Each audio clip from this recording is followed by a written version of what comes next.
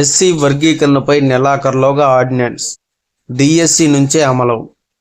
SC వర్గీకరణ అమలుకు సంబంధించి తదుపరి చర్యగా రాష్ట్ర ప్రభుత్వం ఆర్డినెన్స్ జారీ చేయనుంది. రాజీవ్ రంజన్ మిశ్రా ఏకసభ్య కమిషన్ నివేదించిన వర్గీకరణను గురువారం శాసనసభలో తీర్మానం చేసి ఆమోదించారు. తరువాత సభను నిరవధికంగా వాయిదా వేశారు. ఇక బిల్లు రూపంలో సభలో ప్రవేశపెట్టి చట్టం చేయాల్సి ఉంది. సభ నిరవధిక వాయిదా పడిన నేపథ్యంలో దానికి ఇప్పట్లో అవకాశం లేదు. డిఎస్సి నోటిఫికేషన్ను ఈ నెలాఖరుకు విడుదల చేస్తామని ప్రభుత్వం ఇప్పటికే ప్రకటించింది. ఏకసభ్య కమిషన్ నివేదికను మంత్రివర్గ ఉపసంఘం సభ ఆమోదించిన నేపథ్యంలో వర్గీకరణను అమల్లోకి తెచ్చేందుకు ప్రభుత్వం ఆర్డినెన్స్ జారీ చేయనుంది.